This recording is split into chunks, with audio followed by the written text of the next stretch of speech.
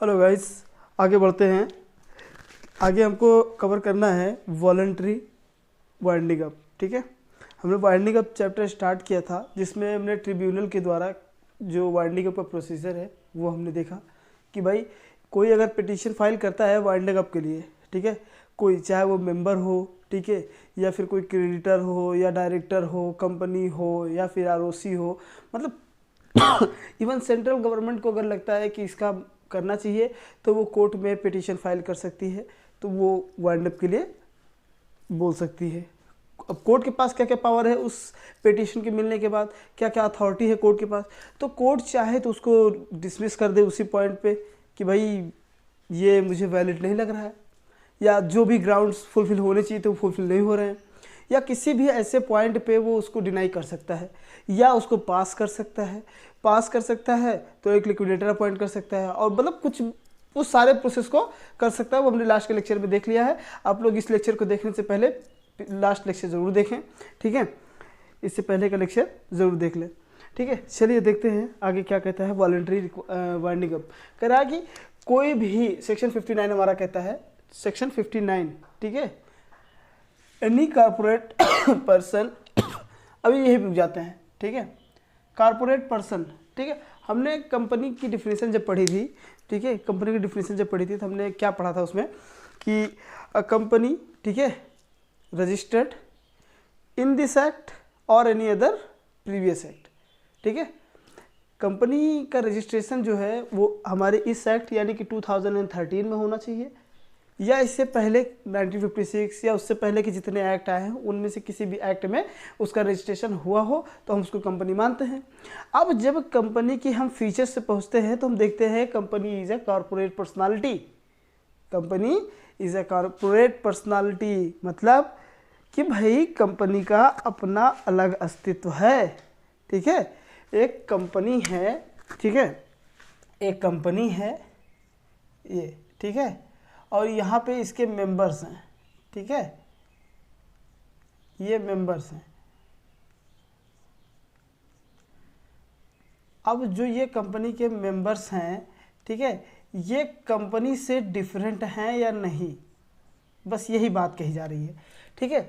तो ये जो मेंबर्स हैं, ठीक है, ये कंपनी के जो मेंबर्स हैं, डायरेक्टर्स हैं, जो कोई भी है, ये कंपनी है, ये दोनों बिल्कुल अलग अलग हैं, ठीक है, एक दूसरे से किसी भी तरह से एक नहीं है। अगर ये इनकी देखिए, ये जो होते हैं कंपनी के रिप्रेजेंटेटिव होते हैं, कंपनी की गलती पे कंपनी के ऊपर केस किया जाएगा ना कि इनके ऊपर, ठीक है। अगर कंपनी के एक्टिंग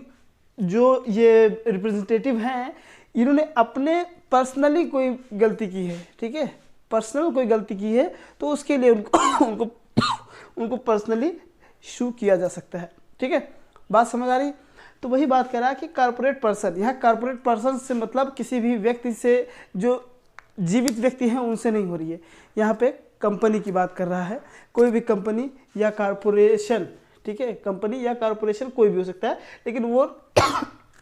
जीवित व्यक्ति नहीं होता, हांडबाश वाला इंसान जैसे हमारे आप जैसे इंसान, उसकी बात नहीं की जा रही है, ठीक है। जो लॉ के थ्रू रजिस्टर्ड है उसी पर्सन की बात की जा रही है, ठीक है। तो देखिए कह रहा है कोई भी कॉर्पोरेट पर्सन, चाहे वो कंपनी हो या फिर कॉर्पोरेशन हो, अगर वो चाहती है, क्या चाहती है, खुद को लिक्विडेट करना चाहती है, ठीक है, खुद को लिक्विडेशन चाहती है वॉलंटरली, अपनी इच्छा से, अपनी मर्जी से वो अपने आप को बंद करना चाहती है, अपनी कंपनी का समापन चाहती है, ठीक है, वो कंपनी खुद का समापन चाहती है and has not committed any default, ठीक है, मे इनिशिएट वॉलंटरी लिक्विडेशन प्रोसीडिंग्स। देखिए सेक्शन 59 कहता है कि भैया अगर आपने, ठीक है, यानी क्या, भैया मतलब कंपनी से कह रहा है, ठीक है, सेक्शन 59 कह रहा है कंपनी को कि देखिए कंपनी साहब, आप ना अगर कोई गलती नहीं किए हो, ठीक है, गलती करोगे तो फिर वॉलंटरली नहीं रह जाएगा, फिर तो फोर्सफुली हो जाएगा, ज़बरदस्ती आपका कर दिया जाएगा, ठीक है। अगर आप अपनी मर्जी से चाहते हो कि समापन कर दिया जाए और आपने कोई गलती नहीं की है तब चाहते हो, तो फिर आपको कुछ कंडीशंस दी गई हैं, उन कंडीशंस को फुलफिल कीजिए और आप कर सकते हो वॉलंटरी वाइंडिंग अप, ठीक है। चलिए देखते हैं क्या कहता है। एक sorry, a declaration from majority of the directors of a company verified bye an affidavit. कह रहा है कि जो कंपनी के मेजॉरिटी ऑफ द डायरेक्टर होंगे, ठीक है, जो अधिक संख्या में, अधिकांश मात्रा में जो डायरेक्टर्स होंगे, उनको कंपनी में एक एफिडेविट देना होगा, कंपनी की तरफ से एक एफिडेविट देना होगा, और जो वेरीफाइड होगा बोर्ड ऑफ डायरेक्टर्स से, ठीक है। उसमें क्या लिखा होगा, complete enquiry of the affairs of the company done. मतलब कि कंपनी का लिक्विडेशन होने से पहले, ये एप्लीकेशन देने से पहले जो हमने दिया है कोर्ट को, या फिर खुद से करना चाहते हैं, ठीक है, खुद से करना चाहते हैं, कोर्ट के थ्रू नहीं जाना चाहते हैं, तो भाई उनको मेंबर्स को बताना पड़ेगा कि देखिए मैंने क्या किया है, कंपनी के जो इंटरनल रूल्स एंड रेगुलेशंस के थ्रू चल रहा था काम, ठीक है, मैंने उन सभी का जायज़ा ले लिया है, कंपनी का कंप्लीट इंक्वायरी कर ली है, कंपनी में जो भी काम थे सभी का इंक्वायरी कर लिया है। अब ये पता लगा लिया है कंपनी में complete affair of the company, मतलब इतना होता है कि कंपनी के अंदर क्या क्या चीज़ें चल रही हैं, मतलब कितना लॉस में है, कितना कर्जा है कंपनी के ऊपर, कितना डेट है, वो सभी कुछ वेरीफाई करती है, वो सभी कुछ बताती है, ठीक है। और लास्ट 2 ईयर्स के ऑडिटेड फाइनेंशियल स्टेटमेंट वो भी चेक करके सबमिट करने होंगे। जो लास्ट, जैसे आज 2022 में 2023 में कंपनी बंद होनी है, तो 2022 और 21, ठीक है, 2022 और 21 उस दोनों साल के आपको ऑडिटेड फाइनेंशियल स्टेटमेंट, ऑडिटेड मतलब होता है कि एक ऑडिटर एक ऐसा पर्सन होता है जो कंपनी के सभी डॉक्यूमेंट्स को, वो फाइनेंशियल स्टेटमेंट हो, बुक्स ऑफ अकाउंट्स हो, या फिर कोई भी रिकॉर्ड्स हो, मिनट्स हो, या कोई भी ऐसा डॉक्यूमेंट जो कि लीगल मतलब अपना अस्तित्व रखता है, उनकी चेकिंग करता है, जांच करता है, और जांच करने के बाद अगर कोई गलती पाई जाती है तो वो कंपनी को इन्फॉर्म करता है और कंपनी को बताता है कि आप इसको सही कर लीजिए, otherwise you have made with penalties, ठीक है। अगर आपने इसको सही नहीं किया तो आपके ऊपर पेनल्टीज इम्पोज कर दी जाएंगी, ठीक है, और आपको इतना भरना पड़ेगा। तो वो सारी चीज़ें वो उनको इन्फॉर्म करता है, और अगर उसने वेरीफाई कर दिया एक बार कि हाँ सब एवरीथिंग इज़ ओके, देन दूसरा किसी की रिपोर्ट की ज़रूरत नहीं होती, उसी की रिपोर्ट मतलब मानी जाती है सही है, ठीक है।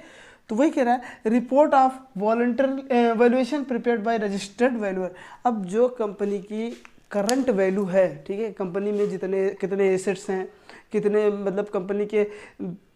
रिजर्व्स हैं, ठीक है, कंपनी में कुल मिला के कितनी संपत्ति है, अभी उनकी क्या वैल्यू है, और कंपनी के कितने कर्जे हैं, लाइबिलिटीज़ हैं, दायित्व हैं, तो उनको देखता है और सभी चीज़ों को वैल्यूएशन करता है कि अगर आज के समय में कंपनी अपने कर्जदारों को चुका दे, पैसा चुकाने के लिए सक्षम है या नहीं है, और अगर चुकाती है तो उसको कितने पैसों की ज़रूरत पड़ेगी, और उसको क्या उसके रिजर्व सब मतलब सफिशिएंट होंगे, या फिर उसको अपने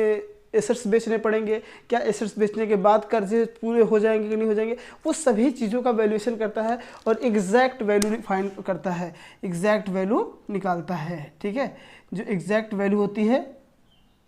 जिसको बोलते हैं गवर्नमेंट की वैल्यू, गवर्नमेंट की नज़र में जो वैल्यू होती है वही वैल्यू फाइंड आउट करता है जो वैल्यूअर है, ठीक है। कह रहा है with in 4 weeks of the declaration HR should passed in general meeting for appointing professional liquidator. कह रहा है कि जब ये डिक्लेरेशन दिया गया है डायरेक्टर के द्वारा, ठीक है, डायरेक्टर्स के द्वारा जो भी डिक्लेरेशन दिया गया है कंपनी में मीटिंग्स में, तो कह रहे हैं कि जब से डिक्लेरेशन मिलने के 4 हफ्तों के अंदर, डिक्लेरेशन मिलने के 4 हफ्तों के अंदर विद इन 4 वीक्स यानी कि 1 month, with in 1 month of declaration special resolution pass हो जाना चाहिए जनरल मीटिंग में मेंबर्स के द्वारा। और किस पर्पस के लिए भाई स्पेशल रेजोल्यूशन क्यों पास करना है भाई, क्यों मीटिंग करनी है भैया, कंपनी का लिक्विडेशन होना है तो उसके लिए कुछ प्रोफेशनल चाहिए होंगे, कुछ लिक्विडेटर चाहिए होंगे, तो उनको अपॉइंट करने के लिए, ठीक है, उनको अपॉइंट करने के लिए ये सब करना है, ठीक है। और उसके बाद कहता है कि कंपनी को जो रजिस्ट्रार ऑफ कंपनी होंगे, ठीक है, उनको भी नोटिस देना होगा, उनको भी नोटिफाई करना होगा, ठीक है। और जो क्रेडिटर्स हैं, ठीक है, कंपनी के, उनसे भी अप्रूवल लेना है विद इन 7 डेज, 7 दिनों के अंदर अप्रूवल लेकर के रजिस्ट्रार ऑफ कंपनी को नोटिफाई कर देना है, ठीक है। और अप्रूवल अगर मिल गया है जो अप्रूवल मिला है क्रेडिटर्स के द्वारा, ठीक है, वो अप्रूवल जो है उसको भैया भेज देना है वॉलंटरी लिक्विडेशन के लिए। वॉलंटरी लिक्विडेशन के लिए जब भेज दिया गया और रेजोल्यूशन पास हो गया तो फिर हम मान लेंगे कि लिक्विडेशन अब प्रोसेस में आ गया है, ठीक है, ऐसा मान लिया जाता है। समझे बात? अब इसके लिए काफ़ी कुछ प्रोविजंस दिए हैं, कई सारे सेक्शंस हैं, इसको हम कवर नहीं करते हैं, ठीक है। चलिए यहीं पे ख़त्म होता है आपका वाइंडिंग अप चैप्टर, ठीक है। इसका वाइंडिंग अप का जो वाइंडिंग अप जब भी हम पढ़ेंगे, जब भी वाइंडिंग अप चैप्टर पढ़ेंगे उसके साथ हमको एक कोड जो है उसको हमेशा साथ में लेके चलना होगा, ठीक है। कौन सा कोड है? The insolvency and bankruptcy code 2016, ठीक है, वो हर जगह लगेगा। देखो लिखा है winding up is only a process while the dissolution puts an end to the existence of the company. सीधी सीधी बात बताता है कि भैया जो ये कंपनी है, ठीक है, जो कंपनी बनाई गई है लॉ के द्वारा, जो लॉ की आइज़ में जो रजिस्ट्रेशन कराया है उसने, जो कानूनी बंदा बना है, ठीक है, लॉस आई एम सॉरी, जो लॉ का पर्सन है, ठीक है, कहता है ना नेचुरल पर्सन नहीं है वो, ठीक है, आर्टिफिशियल पर्सन है, ठीक। कंपनी एक आर्टिफिशियल पर्सन है और आर्टिफिशियल पर्सन का रजिस्ट्रेशन कैसे होता है? लॉ के थ्रू होता है। जो रूल्स एंड रेगुलेशन बताए गए हैं कानून में उसी के अकॉर्डिंग होता है। तो अब कह रहा है winding up is only process, सिर्फ एक ऐसा जरिया है, एक ऐसा तरीका है, एक ऐसा प्रोसेस है, ठीक है, जिससे कंपनी का डिसोल्यूशन होता है, ठीक है, कंपनी का खात्मा होता है, कंपनी का समापन होता है, ठीक है, और कंपनी के अस्तित्व को समाप्त कर देता है। आज के लिए इतना ही, थैंक यू।